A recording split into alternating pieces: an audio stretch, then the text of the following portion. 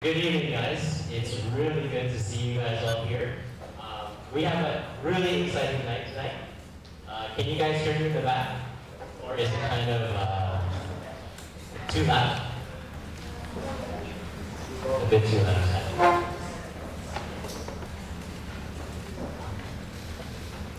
Well, it's good to see a lot of familiar faces and a lot of new faces as well. Welcome to tonight's event. We have a really special speaker and a really special topic, as you guys have all seen and heard. So just to give you guys a few housekeeping rules. First of all, you guys can go and grab refreshments after Logan speaks during what we're going to have a 15-minute break time. Please stack all your plates on the most left table there, and same with your cups. And you can put all the compost and stuff in the green bin over there. Washrooms are just outside in the hall over there. So I'm just going to introduce our speaker tonight. His name is Mr. Logan Gates, and he works for RCIM, which is Rabbi Zechariah's International Ministry. And what they serve to do is to just make a case for the truth and beauty of the Christian faith. And so he's going to be talking to us about a really amazing and important topic that I think even if you're not a Christian tonight, you struggle with. And so Logan, he just finished his master's at the University of Oxford, and he studied under some really well-known thinkers such as Alistair McGrath and John Lennox. Now he is based in Toronto, and he's just giving talks here and there at university campuses on settings such as this. So really, without further ado, I'm just going to pass the time to him, and he's just going to roll with it.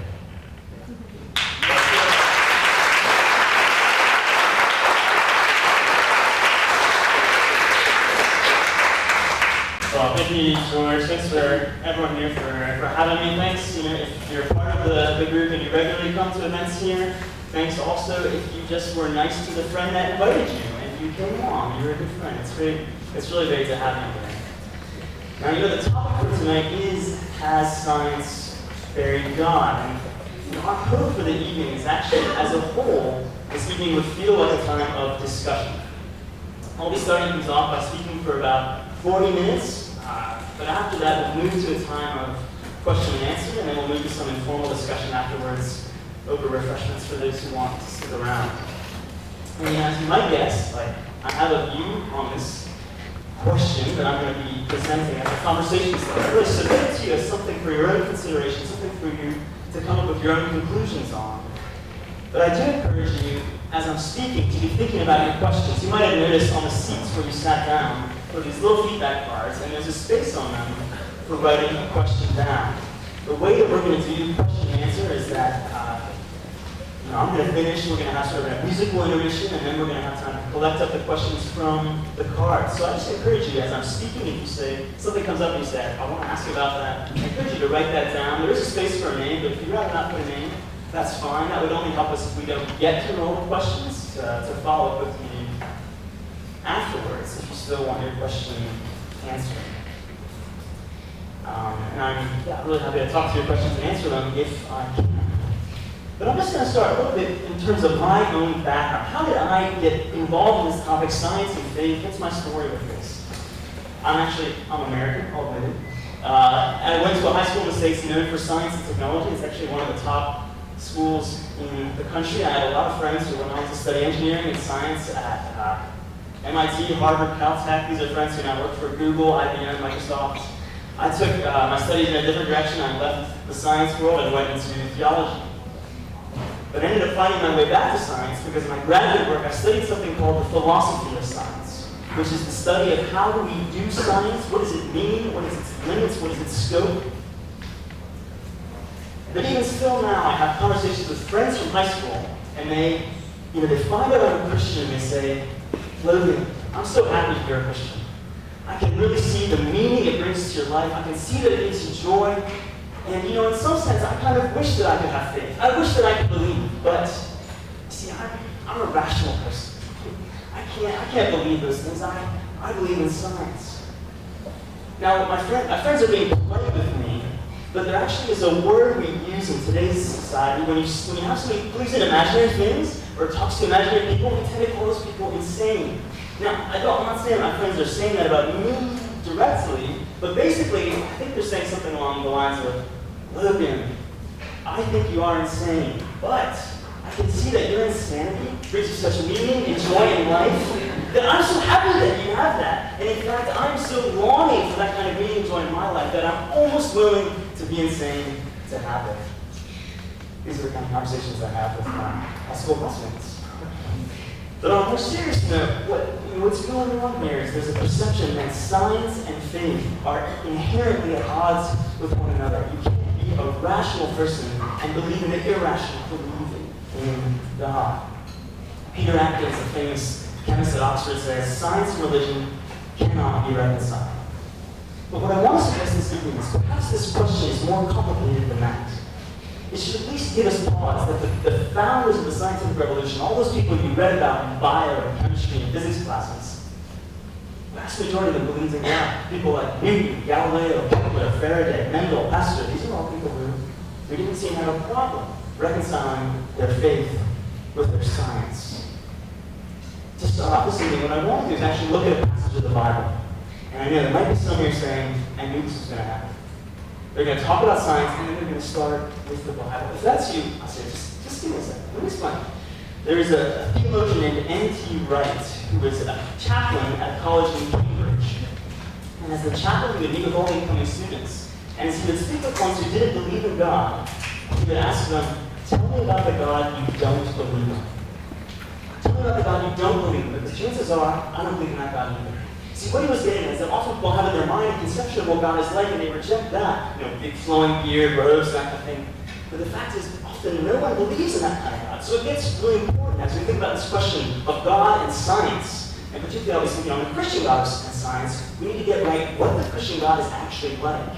So that if you're here and you're saying, I'm a skeptic, I don't accept the idea of God, I find it incompatible with science, we need to be clear, well, which God are you rejecting? Are you rejecting the Christian God? So we need to get straight first, what is God actually like? And then I want to move to ask the question, why does it matter? What is God actually like from a Christian perspective? Why does it matter?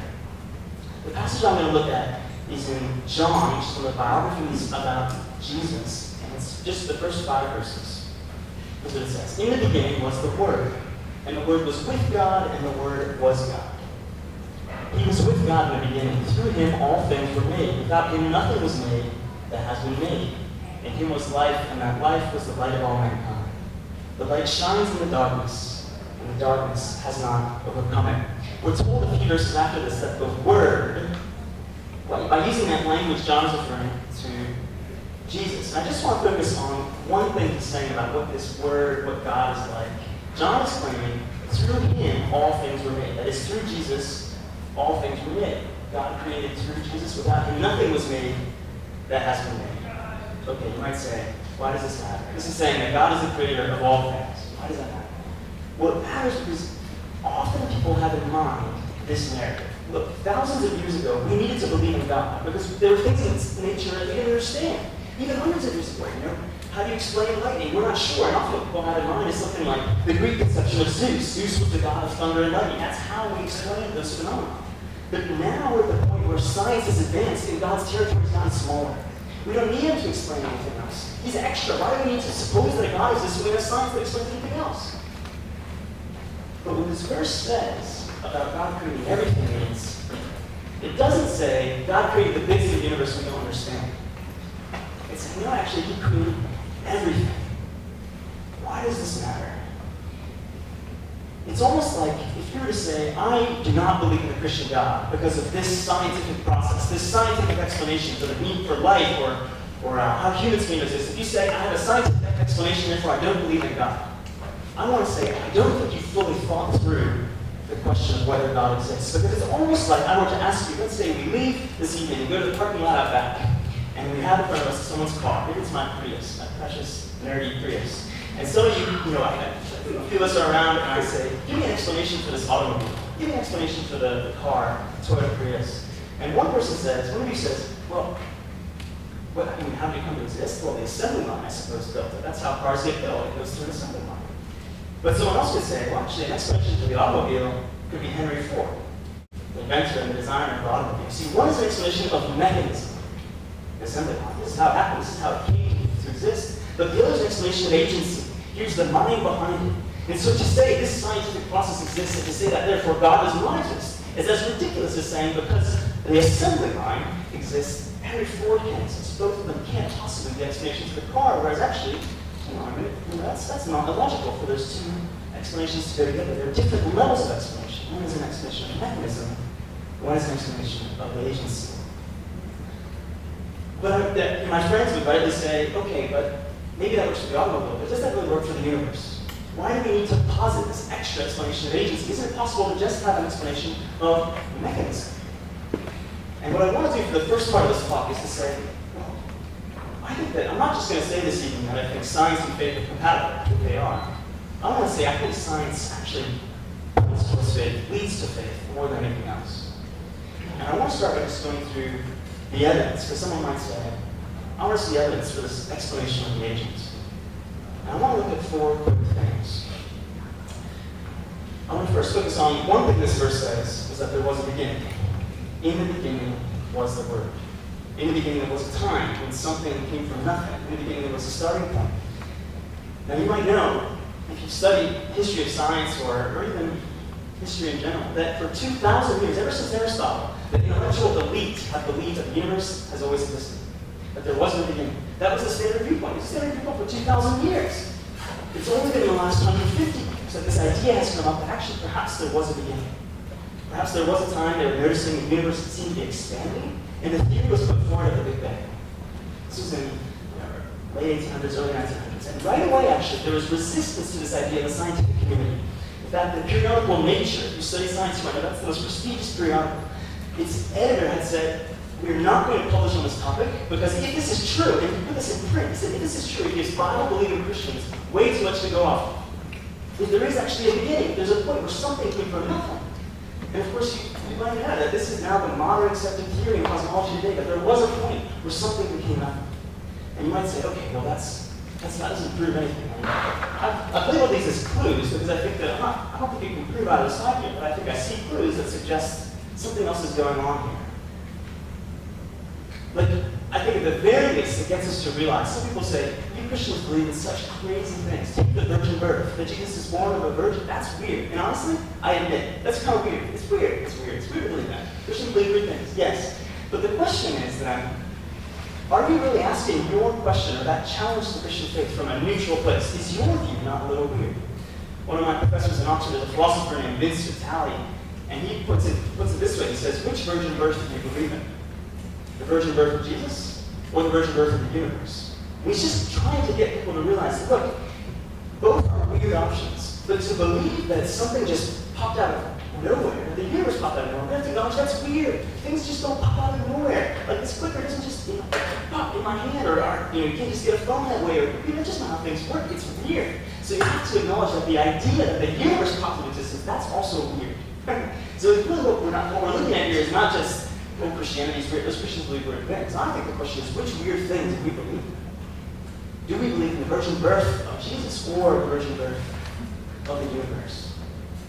Science is saying, no, it looks like there was a beginning.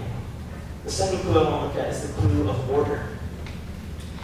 Again, in this verse 1, it says, in the beginning was the Word. Now, it's weird that John is using this language of the Word. What does that mean? Well, at least it means that what is a word? Well, a word has information. John is saying at the beginning, there was information. In the universe, that's what was there.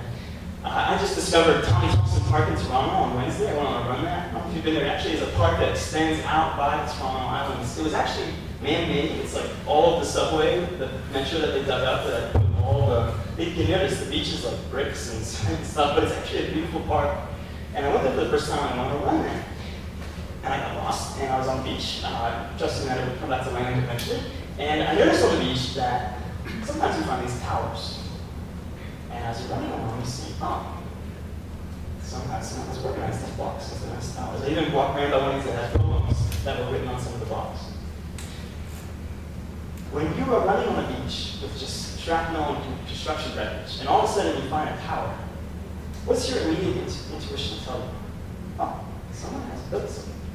Some mind, some intelligence has intervened and done something with the bricks and stuff that are on the ground. I think in the same way, something is going on with the universe. Stephen Hawking, who's an atheist, is a professor at Cambridge, says when it comes to the universe, the overwhelming impression is one of order. The more we discover about the universe, the more we find out that it's governed by rational laws.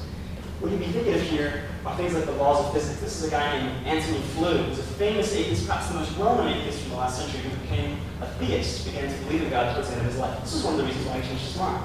Now, he's going to get you to think back to high school physics. If that was a while ago, you might not remember this, but he says, take something like Boyle's law. Boyle's law stipulates that given constant temperature, product of volume and pressure of each molecule of an ideal gas is constant. PP equals PP. That's a law of physics that just exists.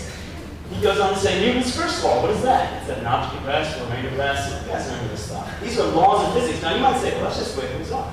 Those are laws that just describe how things work. But he's just pointing out, yeah, it feels that familiar because it's so part of our everyday experience. And yet, in this weird, random universe, it's just odd. It's odd that the more we advance in science, it's not that God's getting crowded out. We're finding more and more order. There's more and more patterns. There are laws here that are just, they're just there. And how do we explain them?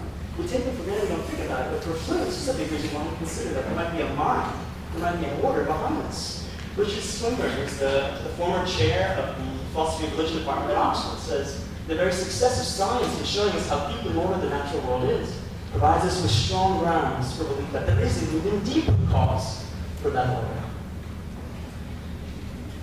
A beginning, order, fine-tuning.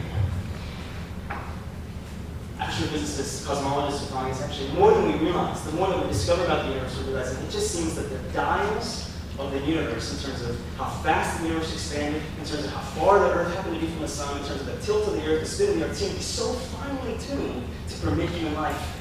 And it's incredible. It's mind-boggling. An example that Antony Flew gives is imagine that you go into a hotel room that you booked in advance, and you walk inside and you find the room is your favorite color. Maybe not orange, that's going to be a pink color, but maybe it's your favorite color. And then you walk in and you notice that your favorite DVD is in the DVD player. And then you go to the fridge and you realize they have your favorite pop, they have your favorite type. You're going to start thinking, wow, these hotel owners really are stalking their people now. Book rooms there. You would think that someone knew you were coming. That would be the assumption you're going to think, really fit you just to a T like that. And you think, something's going on here. Someone knew that I was coming. And astrophysicist Freeman Dyson says something similar seems to be happening in the universe. The more I examine the universe and study the details of its architecture, the more evidence I find that the universe, in some sense, knew that we were coming. An example of this would be, I mentioned the rate of expansion of the universe. This is an astrophysicist, Hugh Ross, who just puts into the numbers how incredibly improbable it is that the universe expanded at the right pace. See, the thing he pointed out was if the universe expanded too quickly, all of a sudden, the universe would be so far spread apart that galaxies wouldn't be able to form. But if it formed too slowly, the universe wouldn't be able to fully expand, it would contract in on itself, and there'd be no life. And he says the precision that this had happened by, the possible deviation could only be 1 over 10 to the 55th. And you might say, man, it's a long time since scientific notation. I don't remember how big that is. That's big. There's only 10 to the 50 atoms in the world. So what this is saying is that the degree of variation would have been thrown off by 1 extra atom in the world. 1 extra atom in the world. It's extremely fine-tuned, such to the point that here's Antony Flew reflecting on how the scientific community has dealt with this. The fine-tuning has been explained in 2 ways. Some scientists have said fine-tuning is evidence of divine design. Many others have speculated that our universe is one of multiple others, a multiverse, with the difference that ours happen to have the right conditions for life. Virtually no major scientist today claims that the fine-tuning was purely a result of chance factors at work in a single universe. Fascinating that last sentence. He's saying these odds are so small that there is no major scientist today who just looks at the world and says, well, we're just really lucky. No, it's too lucky. It's lucky. 1 over 10 to the 55th. Instead, he's saying this alternative theory is that there is a multiverse. What he means by this is there's possibly an infinite number of other universes that are out there. And in that sense, it's still incredibly lucky that we're here, but when you have an infinite number of universes, one of them might turn out like ours. But the challenge is this again. Which weird thing do you want to believe in? This means he's putting it like there's 2 alternatives. And I think he's saying the scientific community is doing this. But the other alternative to believing in God is to say that I believe in an infinite number of other universes. An infinite number. Even though those are universes we have no evidence of, we haven't seen anything from them, that means even that in one of those universes, Richard Dawkins, the famous atheist, he's like the Pope in one of them, right? If there's an infinite number of ones, that's got to be possible. Now that's a lot to believe in. You might say it's a stretch of faith to believe in God. I say it's a stretch of faith to believe in an infinite number of universes that you've never seen. And lastly for this part, I do want to say that I think miracles are a scientific clue to the existence of God. Now you might say, along with Richard Dawkins, who would say, that is not scientific at all. Here's what he would say about that. He'd say, on the contrary, I suspect that alleged miracles provide the strongest reasons many believers have for their faith. I think he's right there. In fact, that's certainly true of the Christian faith. Paul, one of the early apostles, one of the early founders of the church, said, if the resurrection of Jesus didn't happen, it's not worth believing. It's not worth believing. So what that's saying is the Christian faith is not primarily a series of ethics, codes, a way to live. It's saying, actually, something very concrete happened with the death and resurrection of Jesus. Christians believe that this is actually because we needed Jesus to die. He lived this perfect life because we couldn't live that life. And by dying for our sins, our punishment, and God raising him from the dead, that means that we can be accepted and have a relationship with God. So Paul's saying, actually, if that miracle didn't happen, distinctly on the miracle. Richard Dawkins is right. But then Dawkins says, by miracles, by definition, they violate the principles of science. But I want to ask, is this true? Do miracles violate, do they break scientific laws? A helpful illustration from one of my professors, John Lennox, goes like this. I want you to imagine that you go home tonight from this event, and let's say you have a bedside table by your bed, and you open up the drawer, and you put in $100. You close the drawer. The next night, you do the same thing. You open up the drawer, you put in $100, you close the drawer. Then let's say the following night, you haven't touched it except those 2 times. You open up the drawer, and instead of $200, you find $50. Now, what are you going to conclude? Are you going to conclude that suddenly 100 plus 100 equals 50? That the laws of arithmetic have been broken? Or are you going to conclude that the laws of Canada have been broken? That someone has intervened in the system. In fact, it's because of your confidence in the laws of arithmetic. Because you know that 100 is always 100 plus 100 is always 100. Because you know that. You can see that something's intervening from the outside here. And that's the same way Christians see miracles. It's because we know that people don't rise from the dead. It's because we know that all of a sudden, when we see that happening, we say, something different is going on here. It's our confidence in the scientific laws that dead people don't rise. It's that confidence in science that tells us, oh, something else might be happening here. Might be some intervention from the outside. These are just 4 basic clues I find to why I think there is reason to believe that there is a design, there is an agent behind it. God is the creator of all things in the Christian faith. But I want you to think about why does it matter. And now I want to actually turn to a quick video. Movie time. It's just like 3 minutes. But it's a helpful starting point thinking about why does this even matter if there is a God? So this is one of my professors. He has a double PhD from Oxford, which is pretty intense. One in molecular biophysics and the second one in theology. He holds the chair of religion and science at Oxford. So we can go ahead with the video.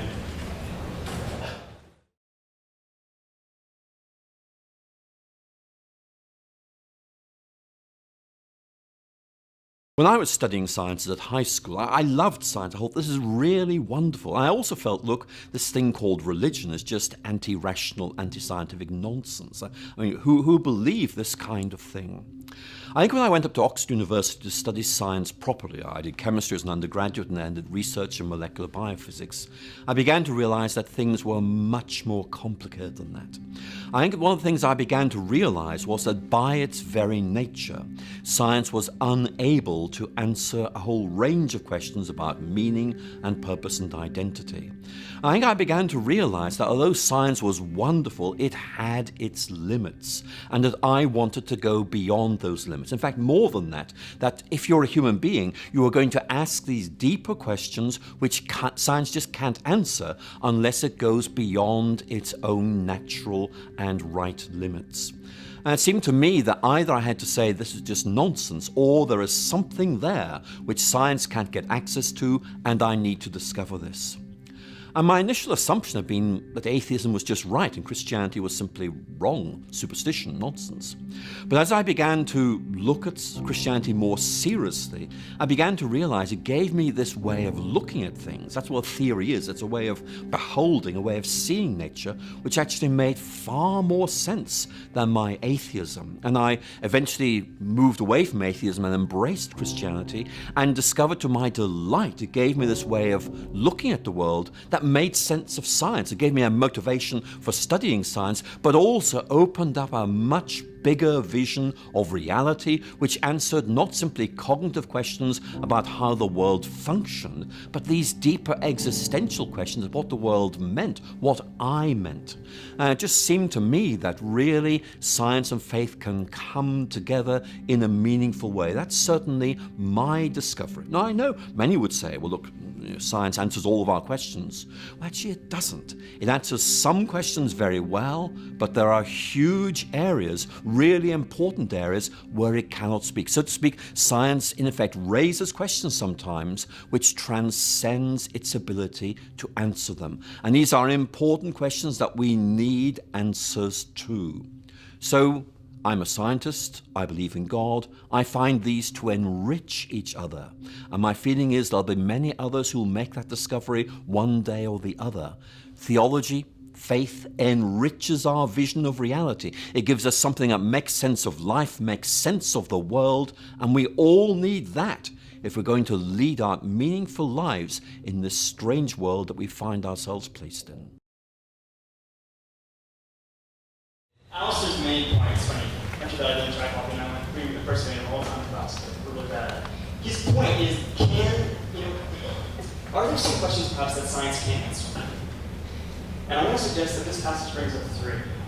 And I want to end with this because I think this is significant about, it's one thing to say, okay, this is a theoretical question, does God exist, does that fit with science? It's another question to ask, does this actually matter? Are there things in life that we would need God to exist in order to explain? I want to look first at this question of human dignity. We can go to the next slide. Okay, I might have gone off. Human dignity, I think, is something that we all absolutely would assume exists.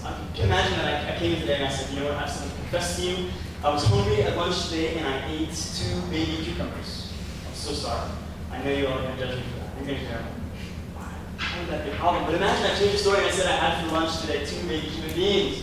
You'd go, wow, why is this person not in jail? Why is that though? Why? On what grounds do you say this pile of atoms and molecules that shape like a human being is any more important than those atoms and molecules shaped like a cucumber? Imagine here that, right now, each of us, as our feet are on the ground, we're stepping on and killing thousands of bacteria. Have you thought about that? Have you thought about how many hundreds of skin cells are dying on your arms right now? And yet you're not crying, you're not mourning, but if someone here suddenly had a heart attack, oh my goodness, that'd be huge. Still be traumatizing. Why? We acknowledge that there's something different about a human being. All those perhaps are living things, and some living things are more important than others. Why is that? On what grounds do you say what's going on those deaths in Italy right now? The parents who no longer have children, the children no longer have parents. On what grounds do you say that that's such a tragedy, so much more of a tragedy than the bacteria dying beneath their feet? I think I'm going to need someone on the slide. Sorry, it's a new before. I don't think my clip is working. Sorry. What this passage brings up with this question of human dignity is it's saying, next slide. Okay, we'll go to this one first. Can we explain human dignity without God? Julian Baggini is a philosopher, he's a professor. He's not a Christian, he's an atheist. He says, if there is no single moral authority, and yet there's no God, then we have to, in some sense, create values for ourselves. That means that moral claims are not true or false in the same way as factual claims are. What he's saying is if you don't believe in God, you can't objectively say like a true or false thing that those deaths really are factually wrong. You can say I don't like those, you can say I wish it didn't happen, but to say that those are actually wrong, to say there's something like that exists, transcendent, human dignity is always to be protected and always exists, that's not something that atheism permits. We can go to the next slide. And the Christian faith is actually, there is a reason why. There is a reason why we feel, there's a difference between human beings and bacteria. That's because there is one. Human beings are different.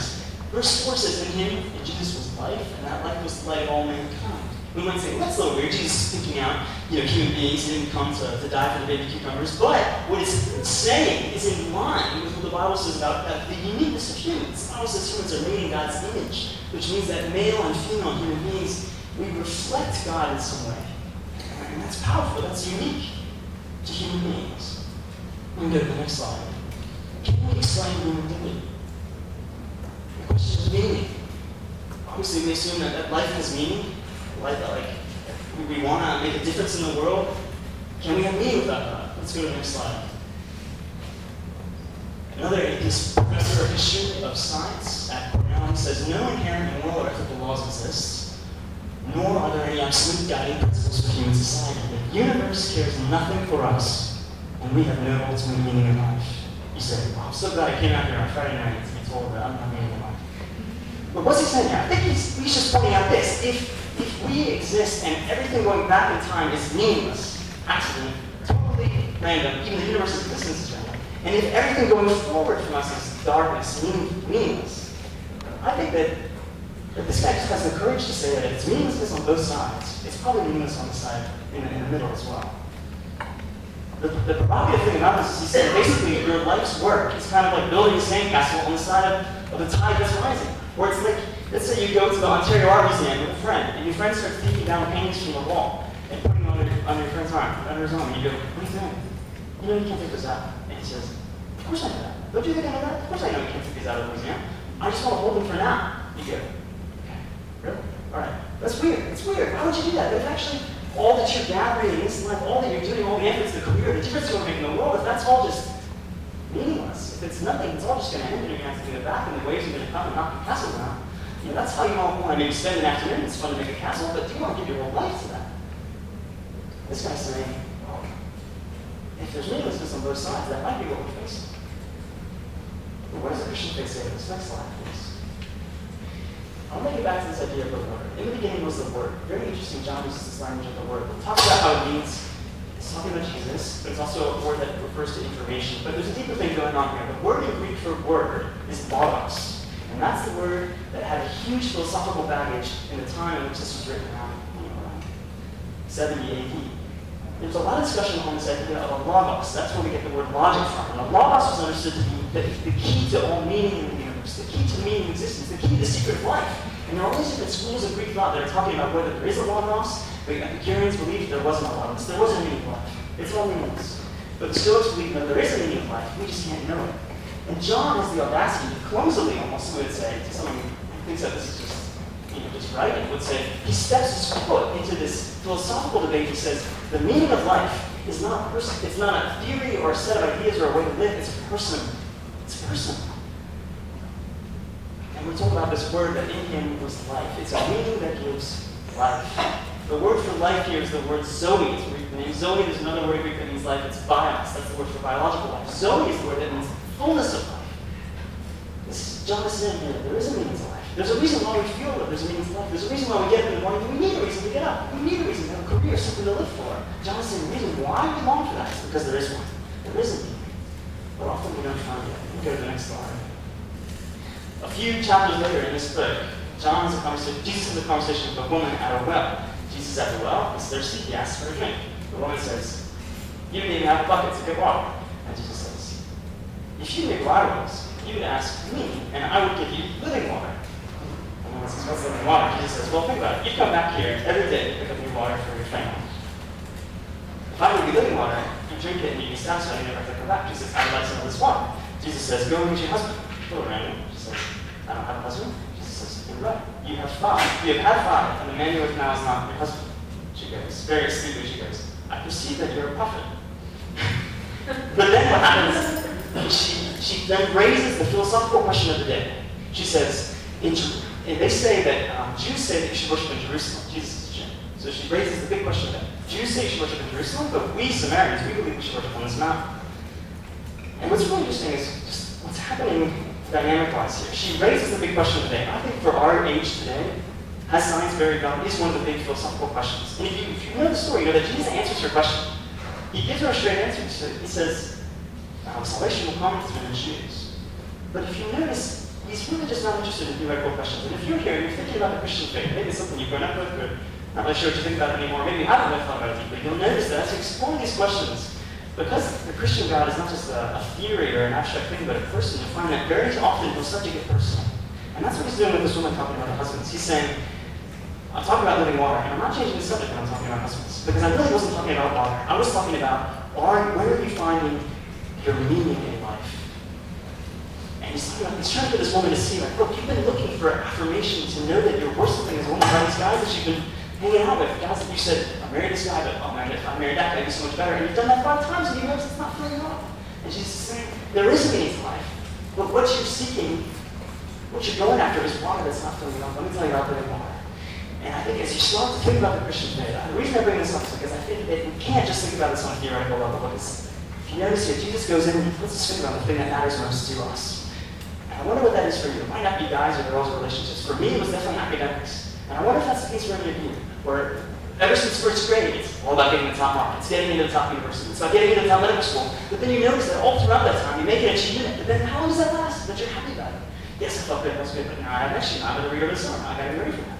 It's something that just, we find we just get anxious. Anxiety doesn't go away. That was definitely my story.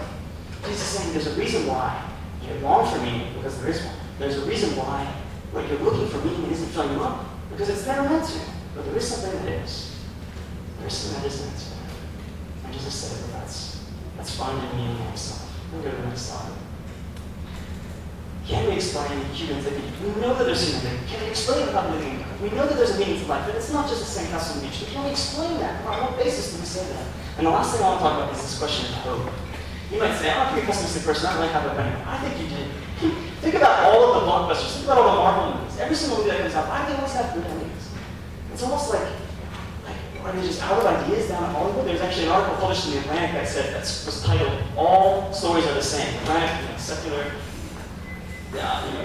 journal, periodical, and the author, not Christian, but just someone writing, says the reason why all stories are the same, why there's always, remember those plot diagrams, introduction, conflict, climax, resolution. Why do all stories follow that plot? He says because those are the only ones people watch. And even if it's like a weird movie that's a bad ending, the only reason it affects you that way, and I was like, whoa, that's weird, is because you're expecting the good ending. He's like, we can't get away from it. There's just one story that we all tell. It's like human beings, we're telling ourselves the same story for thousands of years. Why? The Christian says, I have an explanation for that. It's a memory trace. The reason why we long for good stories, the reason why we long to make a difference in life, to see the world change, to see injustice end, is because the Christian faith says, well, because those things will actually happen. There's a sense that we have that. And the question is, can we get hope without believing in God? We go to the next slide. Bertrand Russell is one of the most prominent philosophers of the last century. He says, when it comes to hope, all the labors of the ages, all the devotion, all the inspiration, all the new day brightness of human genius are destined to extinction in the vast depth of the solar system. This would be a very encouraging quote. It's only within the scaffolding of these truths, only on the firm foundation of unyielding despair, can the soul's habitation henceforth be built. It's almost humorous how pessimistic he is. But I think he's just saying, look, if you really believe that, circle of life, you die, maybe then you leave a legacy behind. It's like, but even if you take a step further back and say, one day the sun will expand, you guys remember this? Geosystem's glass, the sun will expand, and eventually the earth is going to be swallowed up in the sun. It's all going to be no more. He's just saying, I'm just following the logic. What hope is there for life? And yet we need hope. We know there's hope. We know there's unity. We know there's meaning. We can go to the next slide. The Christian faith says, now there is hope in him and with Jesus' life. Now life is light of all mankind. The light shines in the darkness, and the darkness is not overcome. The Christian hope is not just that we find in Jesus a source of meaning that doesn't go away, but also that the reason why we long for an end of injustice is that Christians believe that one day all injustice will end, all tears will be wiped away. And that's a powerful hope. You might say it's ludicrous, but at least we're being consistent when we say, I'm hopeful for the world. Can we be hopeful without believing in God? Just go to the next slide. This is the Christian belief, is that when Jesus rises from the dead, he's the first part, his life coming from the dead is the first part of all people who trusted in him who are going to rise, and of the whole setting right of the entire world. And that's what the Christian hope is stated on. Next slide. Human dignity, meaning, and hope. There's a pastor in New York City named Tim Keller, and I understand with this thought, and he says, And he just points out, look, as a Christian, I'm not up here to say that Christianity has no intellectual challenges or no intellectual difficulties to explain. We could take something like the problem of evil or suffering, right? That's like hard to explain, probably for another night, not tonight. So like, it's not that a Christian says, I have a perfectly easily understood explanation for every kind of thing. But what Keller is saying, what a Christian can say is, I might have problems with the way I see the world, but my problems are far less significant than the problems that you're facing. Because Keller would say, look, as a Christian, I would say, yeah, there are challenges to what I believe, but I don't have to, go home after this event and I'm going to read about these awful family stories about what's happening in Italy and say, oh, my heart is broken by this, but my beliefs will tell me, human dignity is something that is just as meaningless as the bacteria under my feet. Keller's saying, as a Christian, I can say, yeah, there are challenges to what I believe, but I don't have to wake up tomorrow morning and think about my career, my job, the grades I want to get, and think about, I want to make a difference in my field, I want to be known, I want to do something that will change the world. But then to remember that my beliefs actually, that all this life is ultimately meaningless. It's like building a sandcastle by the ocean. God would say, as a Christian, I don't have to say that my hope and longing that we're going to find peace finally, that the peace in the Middle East, there'll be, that one day there'll be no more poverty. I don't have to say that I'm longing for that, but deep down I know that really there isn't a hope world going to burn away. There's going to be nothing. A Christian can say, yeah, there are challenges to what I believe, but I don't have to believe those things. And the question I want to ask you, leave you to think about tonight is, do you have a source of meaning, a source of hope, and a source of grounds for human dignity that can't be taken away? And I want to say, I think that you can. When you make a hypothesis and you find evidence, the phenomenon you're observing doesn't match your hypothesis. You can always revise the hypothesis. And that's what I invite you to think about tonight. And it might be here that some of you this evening would say, this is interesting. I have some questions about this. That's great. I encourage you to jot them down on those feedback cards and we can move into Q&A. But it might be that there's some people here who would say, perhaps I've thought about this before, this question of God, and perhaps I'm open to how would I even start going about exploring this issue. This has been very theoretical. How do I start exploring that? When you study physics, you might have studied alpha and beta particles, these nuclear particles that are emitted by radiation. You might know that these particles have always existed, but we only figured out that they were there about 60, 50 years ago. And that's the reason being we almost accidentally set up these panels that could detect when those particles were there. And I think it's the same when we think about God. Because when we talk about God, we're not just talking about something theoretical. We're talking about something that exists on a spiritual realm. The question is, you might say, I've never felt God in my whole life. I've never experienced anything from him. But the question is, have you set up a panel? Have you opened yourself up to the possibility that this is a God, if he existed? The Bible says, Jesus, if you seek me, you will surely find me. Have you set up a panel? Are you open to the possibility that God perhaps could exist? Have you opened yourself up to that? I think this group, the friend who brought you here, this is a great place to explore those questions. So good reading a bit of the Bible, one of the Gospels, the stories of Jesus, one of his biographies. But I think the last thing I want to say is I do think that saying a prayer can be one step. If you're saying, I don't know, like, I'm thinking about exploring this. I think to have academic integrity, intellectual integrity, to explore this concept, because it exists on a supernatural realm, you have to put up a panel to be open to that as well. There's a prayer that's called the atheist or the agnostic prayer. And all it says is, God, if you exist, and I'm not sure you did, reveal yourself to me. It's sort of like if you're an atheist or a skeptic here, it's sort of a question of, what do you have to lose? If there's nothing up there, then you're not talking about it. But if there is, it's a matter of putting a panel and saying, I'm open to receiving the particles. If you're there, if you really say, if I seek you, you'll find me. Will that really happen? And just as I close, I'm just going to actually say a 15-second prayer. It might be that you're like, I'm not ready to even put up a panel and think about this. But it might be that some of you are. I'm just going to say a simple prayer that's basically exactly what I said, an atheist prayer. God, if you're real, reveal yourself to me. I just encourage you, I'm going to say it out loud, I encourage you just to say it silently in your hearts, if that's where you're at. I just think to really think about this topic and do it justice. I encourage you, if this is something you're thinking about, to take seriously this other component to this question. So I'm just going to pray for just a few moments, and I'll hand it over to the questions.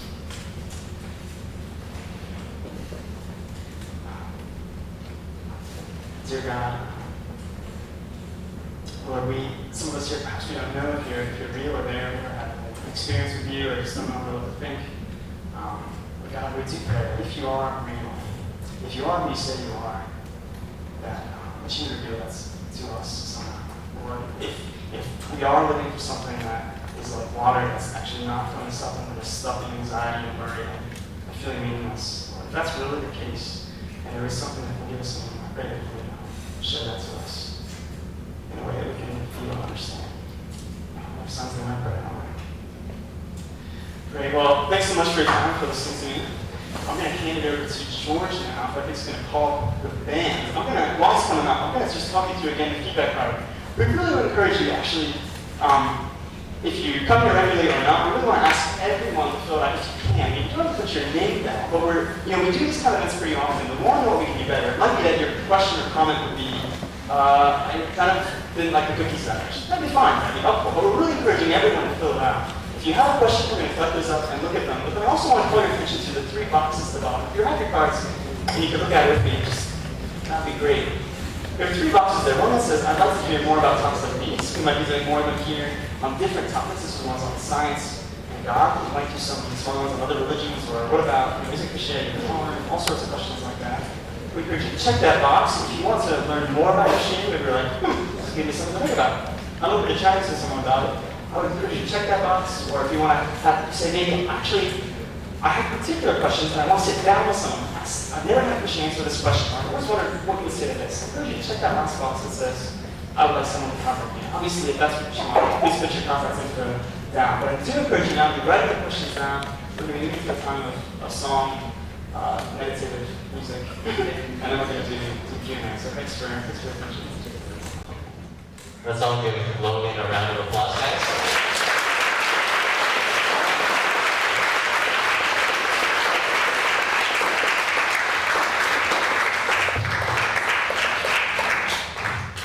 So I just want to reiterate what he said about the cards. So if you could please fill them out, and we will have some people coming around and collecting them. So definitely get your card collected, especially if you have questions and you want them answered. He will be coming up in about 15 minutes to answer. So we realized that maybe some of you weren't able to submit your question, or you just thought of one now. Or as he's speaking. So if you have a question and you really want Logan to answer it, please raise your hand. We'll pass you a mic and you can answer it. He has a stack of questions that he's going to work his way through, but feel free to interrupt him in between questions with your hand. So I'll just pass it over to him. Actually, first of all, let's just give a round of applause to our band who just played for us.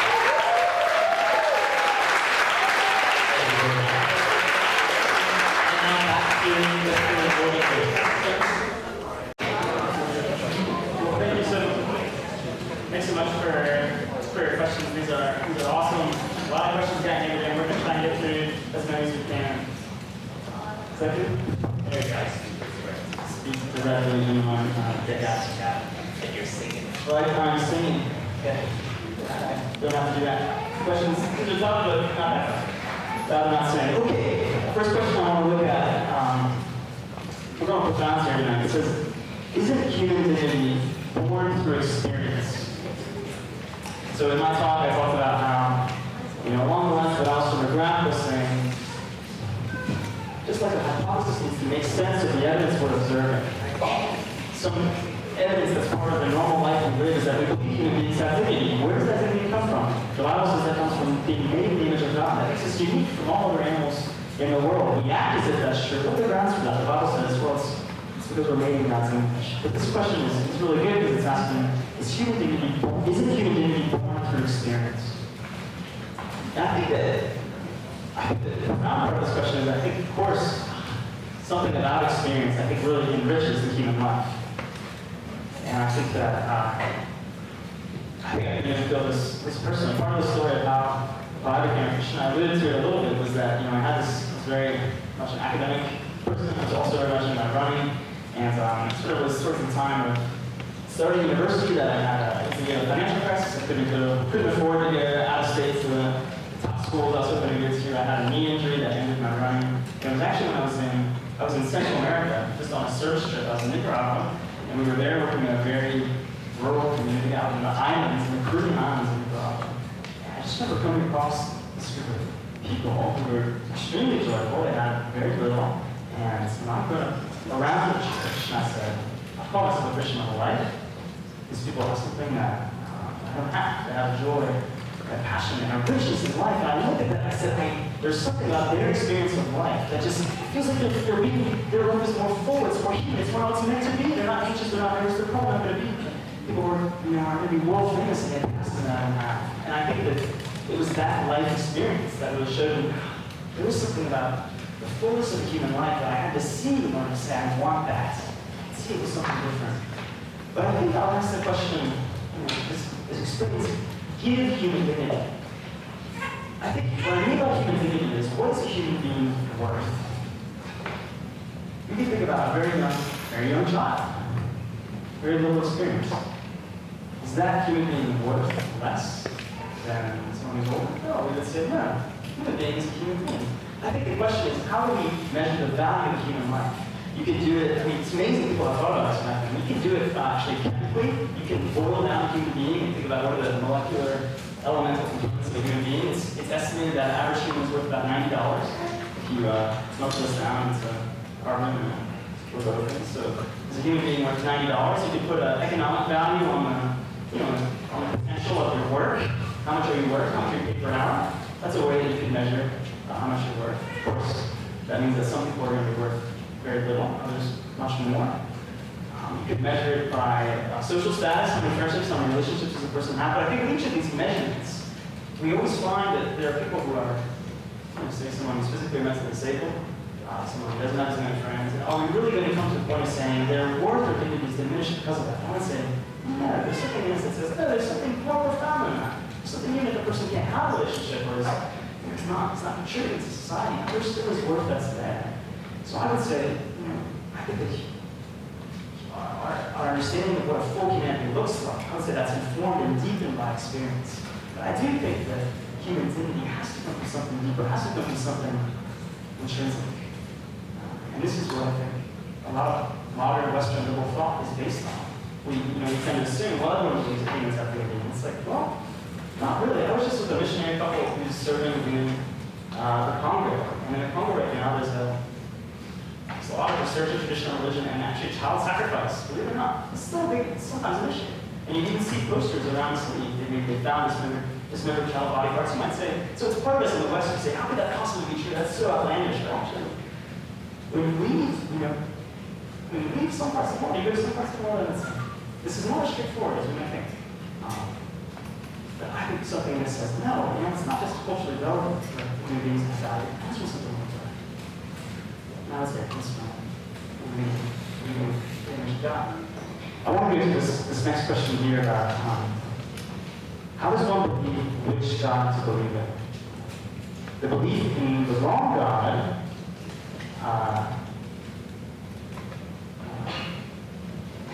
in the unlikely case that God exists, I like this, good, honest. In the unlikely case that God exists, which God do we believe? Furthermore, doesn't this mean that atheists and theists are exposed to the same risks? That is to say, I guess it's the same. If there is a God, then the risk is, well, if you're an atheist and it actually turns out to be a God, that's too bad, because you should have believed him. I think this is what he's saying. But if there is a God and you worship the wrong one, that's too bad. Isn't that the same too bad situation going on? I think that there are two questions here in one. I think the first question is really important, especially because on this topic, I really talk a little bit about Christianity, but I talk mostly about just God in general. You might say, okay, take even someone like Darwin. Darwin ended his life believing in God. For him, it was really the complexity argument that this order that was found in the universe. He said, I still can't get over how odd that is. I'm walking on the beach and I find some towers, and I think there's a mind behind this.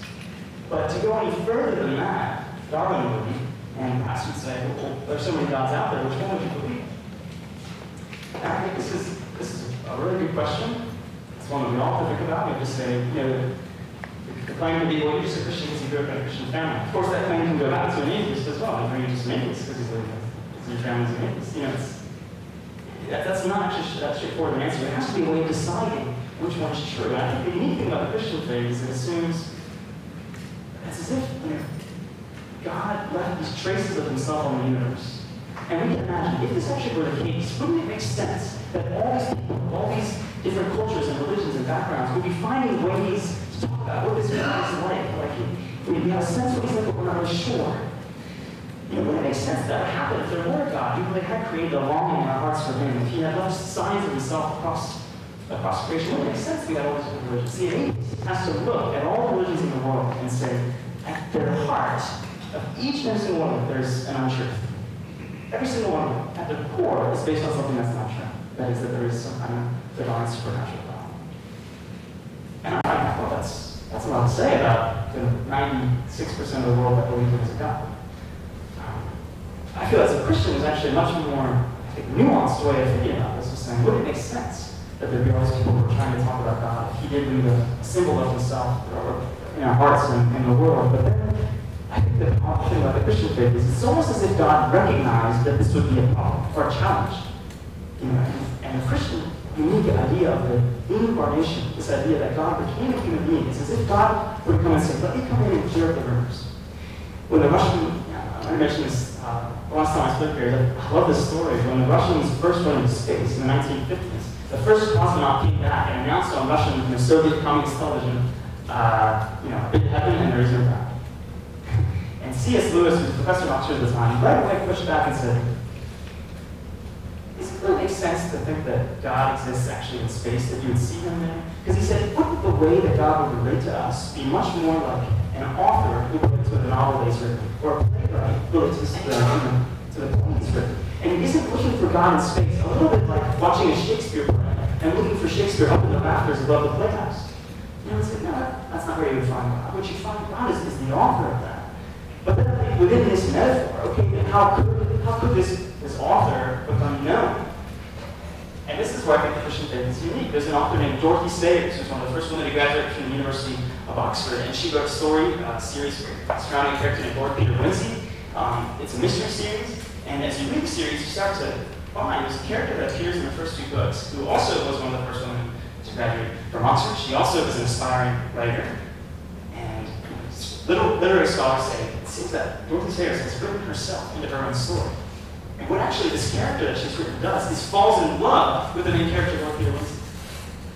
He's a little awkward guy, he's a little dorky, but she just loved this character that she'd written, and she actually wrote herself into her own story and fall in love with him. And that's the idea that's at the heart of the Christian faith.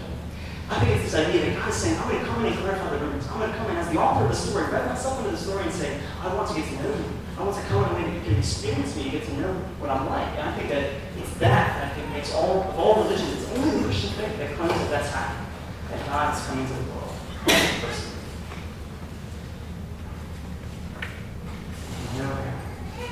Another question I want to look at. Again, if you want to follow up on that, you can raise your hands. Yeah, go ahead. So a follow-up question to that is, what if there's another religion out there that hasn't been discovered yet that's actually the true religion and not Christianity?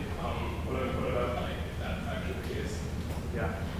What if there's another religion out there that hasn't been discovered yet that's actually the true one? Yeah, I do think I find it helpful to think about religion in terms of hypotheses and what best makes sense of the evidence. Now, I think what the Bible would say, within the Christian framework, it says actually in the book of Hebrews, it says God has spoken to the world through prophets, but then it says, but now in these last days, he's spoken through his Son. So the Christian would say, well, also, we're not to expect anything else is to come. That Jesus has come once and for all to show us what God's like. He's God himself in a person. But then let's say, well, I'm going to buy what Christianity says. So what about that? Could there be another religion that's more true, a better hypothesis than Christianity? And I think that I would have to fall back on and say, well, that's how hypothesis works, is if you find something that better explains the evidence. But I think that I find the evidence for the Christian faith incredibly compelling, and a lot of that relates to this person of Jesus. And I think a lot of it comes down to what do we make of him. Because I think this ties into, it's great because it ties into another question here about, why would you believe that the Bible is inspired? I mean, you talked about God, why do you suddenly believe the Bible is like God's book? And I think it's really important because at the center of both that question about why do we trust the Bible and the question of perhaps could there be more true religion is the person of Jesus. Because what we find in the person of Jesus, the modern person today wants to look at the person of Jesus and say, he's a great teacher. He's a great moral teacher. He had good things to say, but the things that he said, that he's God, that's something we don't buy. But the challenge is, can we just do that with the historical person of Jesus? from the earliest, even the stuff outside the Bible, it's confirming that Jesus was saying he's God. And the thing is, when you meet someone on the streets today and they call themselves God, you're not going to take seriously the advice that they give you, because we have a special place for people who call themselves God. We put them in rooms with padded walls. Why would you trust what that person says? And what this just brings us down to is the prickly person that Jesus is. Either he's a lunatic, we should listen to a word he says, or it's been, maybe he's lying and he's deeply, he's led all these people astray. All the first Christians were, thrown to the lions in the Colosseum. That doesn't fit with the loving Jesus I see in all the other ways. He's loving the poor, he's reaching out, he's with the prostitutes, he's with the homeless, he's with the blind and the lame. That doesn't fit. But then what is the third option? And I think the third option is, well, maybe he says who he says he was. Maybe he was who he says he was. And I think that's the challenge to ask of someone who says, well, I just want to treat Christianity as another religion. That's just another good teacher. Maybe there's another one that will come with better teaching. Because I think Jesus won't let us do that today. Because it's either true what he's saying about himself, or it's completely a lie and how cruel a person, or he's crazy. We shouldn't pay attention to it. But I find that it's the miracle of the resurrection, I think. And I encourage you, if you're not a Christian here and you're open, you're skeptical, I think look at the evidence for the resurrection, the historical evidence. And I think as a Christian, I say, if that happened, that means that Jesus was who he says he was. That changes everything. And this ties in with the Bible question. Why should you trust the Bible? Well, I think if you're someone here and you're not a Christian, I would say, well, before I try to persuade you to trust, I persuade you that the Bible's historically accurate, but I really want to ask you, what do you make of Jesus? Because if he really is God himself coming to the world, that's really true. And that means the things that he says, you have to take seriously. And that's what, one of the things Jesus says is, he says, all of the Old Testament, all the prophets that have come before, he says, not a word of that, not a dot of that can be taken away. He's saying, I'm not coming to abolish the Old Testament, I'm coming to fulfill it. And again, if Jesus is who he says he was, then we need to pay attention to what he says. And what he says about Scripture is that it comes from God. But then the question is, okay, then what about the New Testament? How is that really in that same category? If I believe that Jesus is who he says he was, and so, okay, what he says about the Old Testament, I guess I need to see that as God's word. And what about the New Testament? Well, what we see is Jesus, when he has his followers in John 14, he tells them he's going to give them this Holy Spirit that will come and live inside them and they have a relationship with God. And that will be the source of the living water, the source of knowing God's love and knowing that personally. But also we're told the Spirit will guide, he says, the Spirit will guide you into all truth. What does that mean? Well, some people say, well, it's true that Christians believe the Holy Spirit comes to be a part of your life and it can guide you and it's a way that God lives with us. But it's significant that Jesus only says that to the apostles. He only says that to the 12 disciples. And I think what that's saying is, look, Jesus believes there's something that is God speaking. That's the Old Testament scripture. In that passage in John 14, he's anticipating a new scripture to come. He's saying that there's going to be more writings that will be inspired by the Spirit. And then I think what we find, lastly, is that you find that the New Testament authors citing each other as scripture. You have Peter quoting Paul and listening with the Old Testament scripture. You see in the book of Acts, you see allusions to the different parts of the New Testament as other parts of Scripture. So I think that the key question, what do we make of God? What is he like? Could there be another religion that's better? I think it really focuses on the person of Jesus. Either we throw him and cast him out of history, we shouldn't pay a bit of attention to his ethical teachings or anything he said because he's crazy. Or if he says it, if he was what he says he was, then that changes everything. If that really is true, if he really rose from the dead, I think that's really where things hinge. But happy to talk about all these questions after we can say, I want to chat after, don't really answer that. What I was going for, I'm happy to chat. I want to get to this question here about, the Bible talks about the first humans. How would you counter evolution since it contradicts the Bible? Great question. We've talked a little about Darwin already.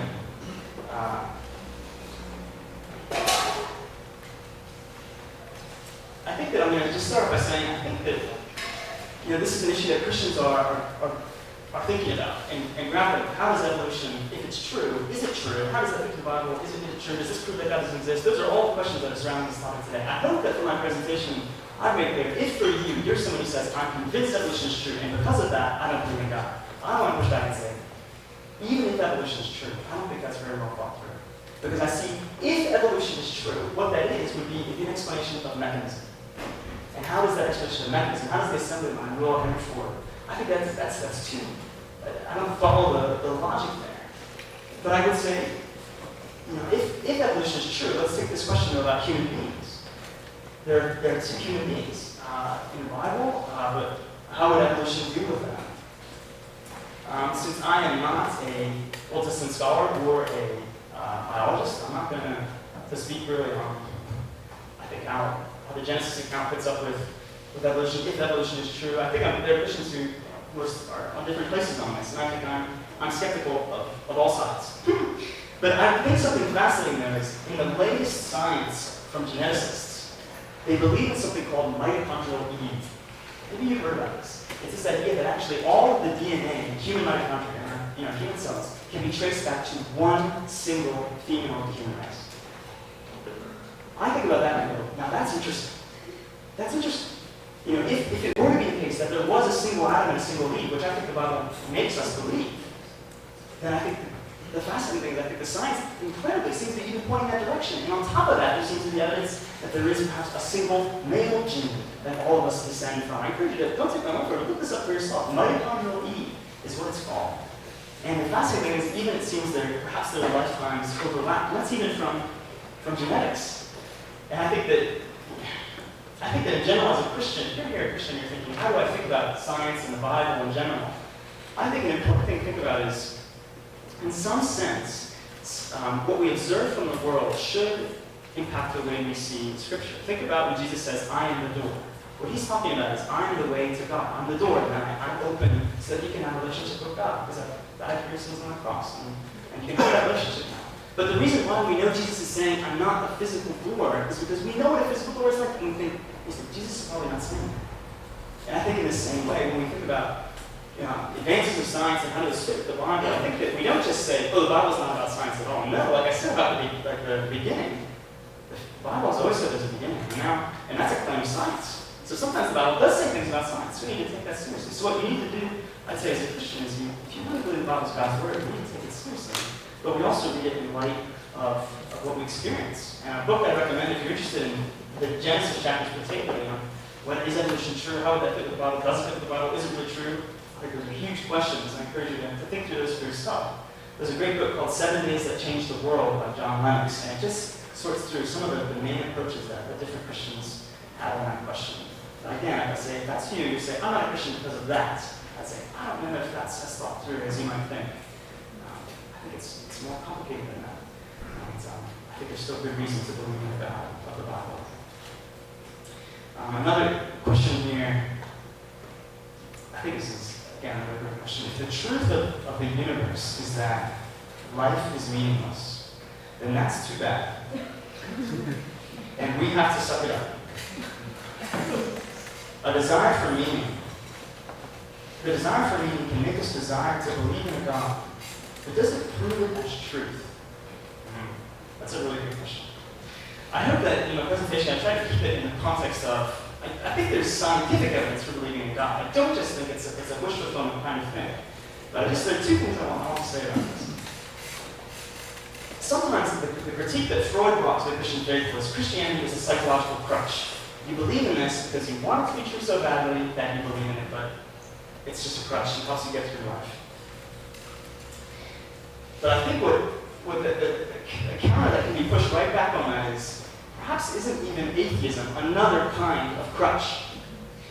Fyodor Dostoevsky was one of the prominent Russian writers in the 1800s, and he was well known in his book Crime and Punishment, the story of a character, maybe you've read it, of this guy named Raskolnikov, and he becomes convinced that there is no God, there's no such thing as right and wrong, and he goes on to commit this terrible crime because he really believes that there is no real judge that's going to look down on him at the end of the day. He says, no, I can really choose whatever I want to do. It's justified. I'm a more superior human than this woman is killed. And the line from Dostoevsky, he says, if there is no God, everything's permitted.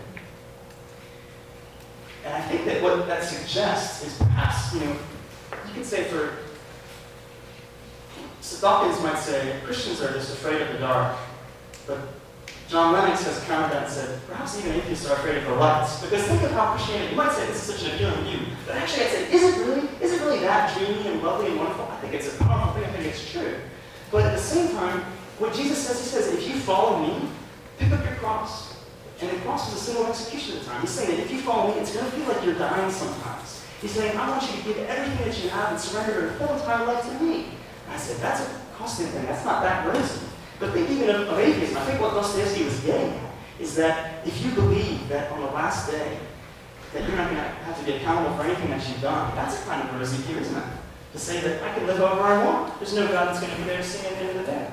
Isn't that perhaps a crutch that you can get by? I don't want to think about God because I'm convinced He doesn't exist. Are you sure that's not a crutch to keep you from engaging with the real, the imperfection, the brokenness that's in your heart, where you're not the perfect person that you could be? I think that the question of whether something is nice, if it exists or not, doesn't answer the question if it's true. If I jump out of an airplane with a friend of mine, and then we're jumping, we're falling through the air, and he says, oh, let's aim for those haystacks. And I go, what about a parachute? He goes, you wish there were a parachute, weren't you? That's just, you wish it were true, because you just wish it were true, that doesn't make it true. And he goes, I think there is such a thing as parachutes. And the person, what? The fact that it would be nice if there were a parachute doesn't disqualify the existence of parachutes. Sometimes the desires we have point us to things that are real. I have thirst, and there's such a thing as water. I'm hungry, and there's such a thing as food. Even C.S. Lewis points out we have sexual desires, there's such a thing as sex. The things that we desire naturally point to things that are real. That's the human experience we have. And Lewis says, could it not be the case that if I find in myself a desire for something that this world can't satisfy, that I was made for another world? I think that's what the Christian faith suggests. Our desires do point to things that are real in practice. I have time for a couple more here. You say it's a stretch of faith to believe in the multiverse theory because there is no evidence. Could we not say the same about God? This was when I was talking about the fine-tuning argument, and where scientists are making sense of how incredibly improbable it seems that it would come to exist. Incredibly improbable. And the suggested theory was perhaps there's a multiple number of universes that exist that are so many, infinite perhaps, that because there are so many, therefore it makes more sense that we might be in one that sustains human life. And I mentioned that one of the challenges of this theory is that it seems to be there's no evidence for any of these other universes at all. It's sort of a way of dealing with this problem, kind of dealing with the problem of how improbable all the universe is, but I don't see any evidence for it. The question is, well, isn't there no evidence for God? And I hope that for my presentation I do think there are points of evidence. I call them clues that I think do point to the existence of God. I talk about the fact that there is a beginning, the fact that there's order in the universe, the fact that I think there is fine-tuning, and I think the fact that there is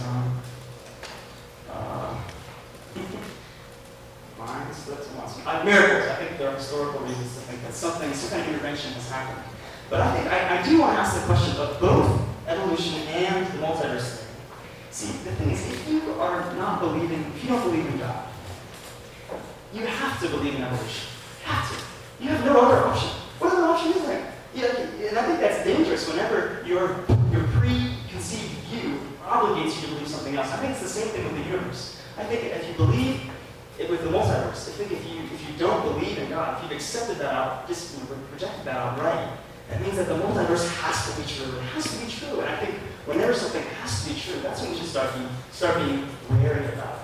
Whereas I feel as a Christian, when I think about the multiverse, it's possible. It's possible, right? As a Christian, I think that the Bible doesn't comment anything about, I don't know, there are other universes. But even still, within the multiverse theory, in those theoretical physicists will talk about there has to be a multiverse generator. There has to be something that's popping out these universes. And then that goes back to the same problems of, well, is that design?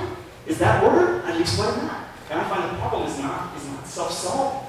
So I think that, there is evidence for God. I think there's more. I don't think there's any possible evidence from a multiverse. But when I think about whether there is a God who's the creator of all things, but has left traces of himself in the order we find in the universe, and the historical things that he's done, the ways he's intervened, I find that makes more sense than what atheism says about there must be an infinite number of universes out there because I can't deal with that yet. I think that's, in my opinion, where the evidence points. But I submit that for your own consideration. Looks like we're running out of time. I'm really happy to continue any of these conversations afterwards. There are a lot of questions that we didn't get to, but I really appreciate you hearing me out and for your questions. Thanks again for listening.